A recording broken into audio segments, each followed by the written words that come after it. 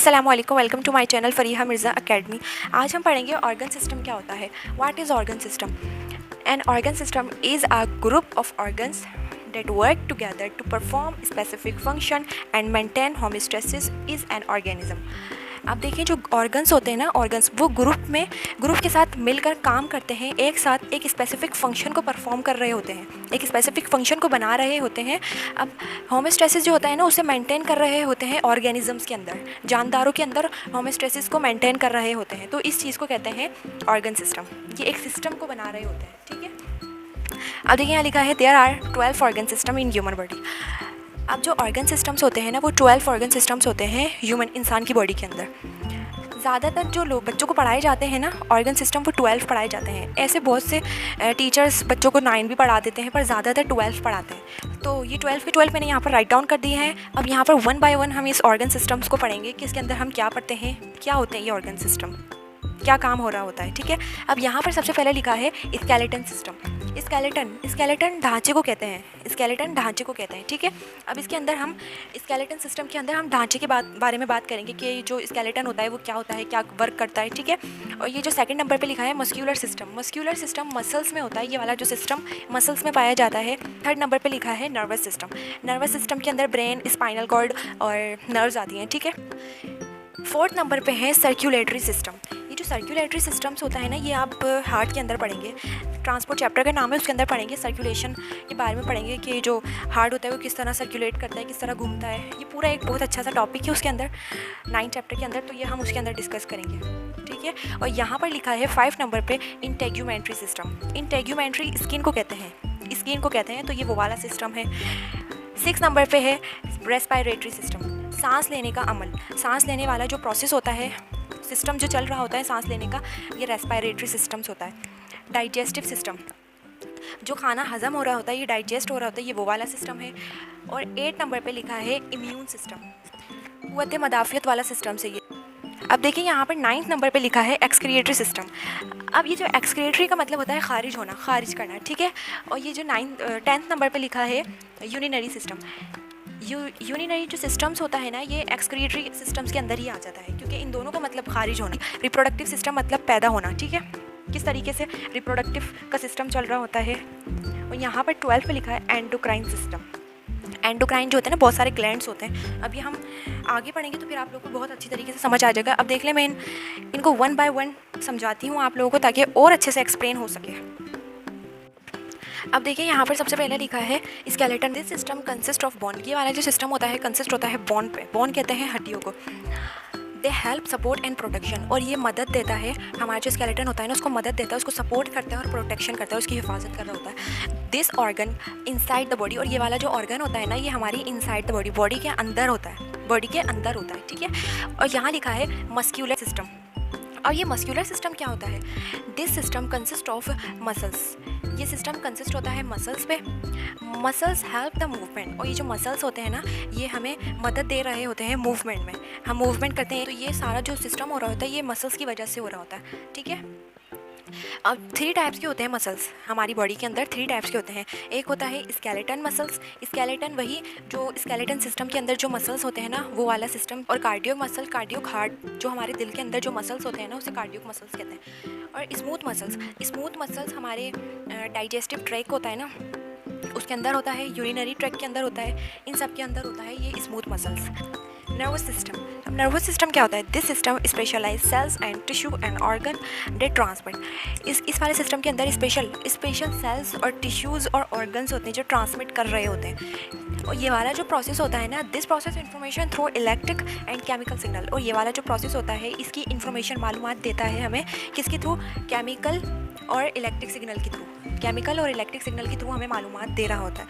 और इसके अंदर जो मेन कॉम्पोनेंट्स होते हैं ना, वो ये दोनों होते हैं। मेन कॉम्पोनेंट्स होते हैं ना, ये दोनों होते हैं, CNS, PNS।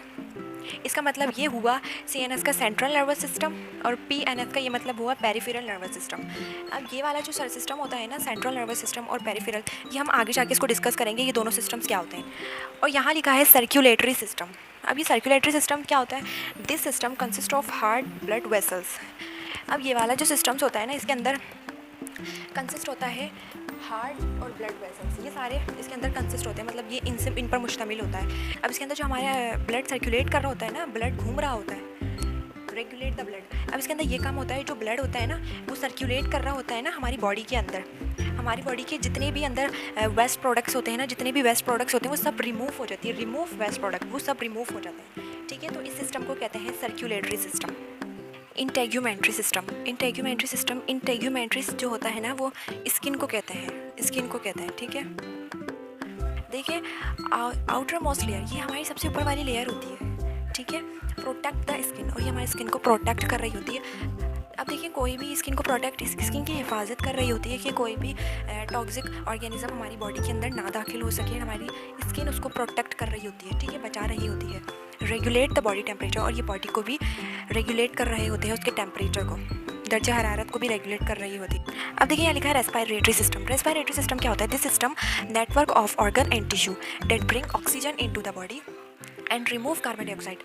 ये जो रेस्पिरेटरी सिस्टम होता है ना, ये नेटवर्क होते हैं ऑर्गन और टिश्यूज़ के, जो हम ऑक्सीजन ले रहे होते हैं बॉडी के अंदर और कार्बन डाइऑक्साइड को बॉडी से बाहर निकाल रहे होते हैं। तो ये इनहेल और एक्सहेल होता है, मतलब इनहेल मतलब ऑक्सीजन, मतलब जो हम बॉडी के अंदर ऑक्सीजन लेते हैं, और एक्सहेल का मतलब होता है कार्बन डाइऑक्साइड जो हम बाहर निकाल रहे होते हैं बॉडी के, ठीक है। इनहेल और एक्सहेल, ऑक्सीजन को इनहेल करते हैं और कार्बन डाइऑक्साइड को बाहर निकालते हैं, तो ये एक्सहेल हो गया, ठीक है। देखिए यहाँ पर लिखा है digestive system. Digestive system, digest का मतलब होता है हजम। The digestive system is a network of organ and tissue that work together. अब देखिए ये वाला जो सिस्टम होता है डाइजेस्टिव सिस्टम, ये नेटवर्क होते हैं जो मिलकर ऑर्गन और टिश्यू एक साथ काम कर रहे होते हैं। अब देखिए इंजेस्ट द फूड, यहाँ लिखा है इंजेस्ट द फूड। इंजेस्ट माने खाना, हमने यहाँ पर फूड खाया, इंजेस्ट किया, खाया, ठीक है। फिर क्या हुआ? Break down food into smaller molecule. फिर क्या हुआ? जो छोटे छोटे फूड होता है वो टूट गया, ब्रेक डाउन हो गया छोटे छोटे मॉलिक्यूल्स के अंदर। तीसरे नंबर पे क्या हुआ? Absorb nutrition. तीसरे नंबर पे ये हुआ जो न्यूट्रिशन जो हमने खाना खाया था उससे जितनी भी हमें एनर्जी मिली ना वो हमारी सारी एब्जॉर्ब हो गई, सारी जिस्म में एब्जॉर्ब हो गई। देन फोर्थ नंबर पे क्या हुआ? एलिमिनेट वेस्ट, जो वेस्ट था वो सारा एक्सक्रीट आउट हो गया, ठीक है। तो ये होता है डाइजेस्ट का प्रोसेस। अब देखिए लिखा है रिप्रोडक्टिव सिस्टम। रिप्रोडक्टिव सिस्टम का मतलब होता है पैदावार, पैदा होना, ठीक है, पैदा होना। अब देखिए रिप्रोडक्टिव सिस्टम है ना, दोनों के अंदर होती है, मेल के अंदर भी होती है रिप्रोडक्टिव सिस्टम और फीमेल के अंदर भी होती है रिप्रोडक्टिव सिस्टम, ठीक है। तो ये दोनों मेल और फीमेल रिप्रोडक्टिव सिस्टम्स होते हैं। अब ये अलग अलग टॉपिक हो गए, एक मेल का रिप्रोडक्टिव सिस्टम कैसे होता है और फीमेल का रिप्रोडक्टिव कैसे होता है, ये जब आप आगे क्लासों में जाएंगे तो फिर आप लोगों को बहुत अच्छे तरीके से समझाया गया है, ठीक है। तो बस यहाँ पे ये बताया है कि दो टाइप्स के होते हैं, मतलब एक मेल में होता है रिप्रोडक्टिव सिस्टम और एक फीमेल्स में होता है, और ये एनिमल्स में भी होता है मेल रिप्रोडक्टिव सिस्टम्स और प्लांट्स में भी होता है, ठीक है। एंडोक्राइन सिस्टम क्या होता है? एंडोक्राइन जो होता है ना वो ग्लैंड होता है, ग्लैंड होता है एंडोक्राइन जो होता है ना, ये बॉडी में होते हैं, ये ग्लैंड्स होते हैं। एक थायराइड ग्लैंड्स आ गया इसके अंदर, एड्रीनल ग्लैंड्स आ गया, और ये आता है पिट्यूटरी ग्लैंड। अब ये देखिए ये थायराइड ग्लैंड क्या होता है? थायराइड ग्लैंड जो गले में होता है ना, गले के अंदर जो मतलब किसी किसी को बीमारी हो जाती है ना थायराइड की, तो ये वो वाले ग्लैंड्स होते हैं, ये गले में पाए जाते हैं थायराइड ग्लैंड्स। और ये एड्रीनल जो होता है ना, एड्रीनल मतलब ये जो हमारी वो होती है ना किडनी, किडनी के ऊपर होता है एड्रीनल, मतलब समझिए ऐसे करके ना किडनी है, इस टाइप की किडनी है ये ना, उसके ऊपर ऐसे ऐसे होता है इस टाइप का, तो इसे एड्रीनल कहते हैं। मतलब ये ट्राइंगल शेप का होता है ये एड्रीनल ग्लैंड। और ये पिट्यूटरी ग्लैंड्स के भी 2 लोब्स होते हैं, मतलब 2 लोब होते हैं, एक एंटीरियर और एक होता है पोस्टीरियर, ये अलग अलग बताएं बिल्कुल, ठीक है। तो बस यहाँ पर ये ग्लैंड्स होते हैं, एक होता है थायराइड, एड्रीनल, पिट्यूटरी ग्लैंड्स, ये सब ग्लैंड्स होते हैं। अब देखिए यहाँ लिखा है एक्सक्रिएटरी यूरिनरी सिस्टम। मैंने आप लोगों को शुरू में बता दिया था कि जो एक्सक्रिएटरी के अंदर हम यूरिनरी सिस्टम पढ़ेंगे। मैंने आप लोगों को अभी थोड़ी देर पहले बताया था कि जो डाइजेस्टिव सिस्टम अभी हमने पढ़ा है, डाइजेस्टिव सिस्टम का भी मतलब यही होता है कि जो हम फूड हमने जो खाया था, इंजेस्ट जो हमने फूड किया था, फिर उससे हमें न्यूट्रिशन मिली, फिर वो जो एक्सक्रीट आउट हो गया, आखिर में ना एक्सक्रीट आउट हो गया। तो इसी तरीके से जो हम पानी पिएंगे उससे हमें जो जो एनर्जी मिलेगी, फिर उसके बाद भी तो वाटर को एक्सक्रीट आउट होना ही होगा ना। तो ये सारा यूरिनरी का प्रोसेस होता है, एक्सक्रिएटरी का प्रोसेस होता है, ये सारा प्रोसेस यूरिनरी और एक्सक्रिएटरी का होता है, ठीक है। Immune system. अब ये इम्यून सिस्टम क्या होता है?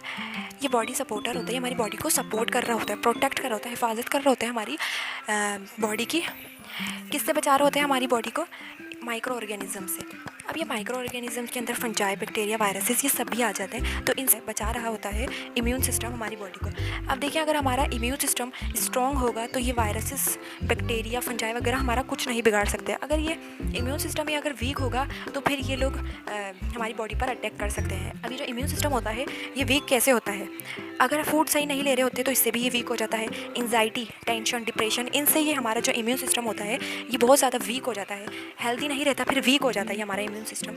तो इस वजह से इम्यून सिस्टम का स्ट्रॉन्ग होना बहुत ज़्यादा ज़रूरी है, ताकि ये माइक्रो ऑर्गेनिज्म जितने भी है ना ये हमारी बॉडी पे असरअंदाज ना हो, हमारी बॉडी पर अटैक ना कर सके। स्टूडेंट्स, ये हमारे ऑर्गन सिस्टम का टॉपिक हुआ कंप्लीट। ये जितने भी सिस्टम पढ़ाए मैंने आप लोगों को बहुत ज़्यादा डीपली नहीं बताएं, क्योंकि ये एक ऑर्गन सिस्टम था ना, तो इस पर हल्का हल्का सा टच में लेना था बस। तो ये मैंने हल्का हल्का सा आप लोगों को लिख दिया यहाँ पर और थोड़ा थोड़ा सा बता दिया। आई होप आप लोगों को मेरी वीडियो अच्छी लगी होगी। मैंने इस चैनल पे सेल, टिश्यू, ऑर्गन और ऑर्गन सिस्टम ये सारे लेक्चर्स अपलोड कर दिए।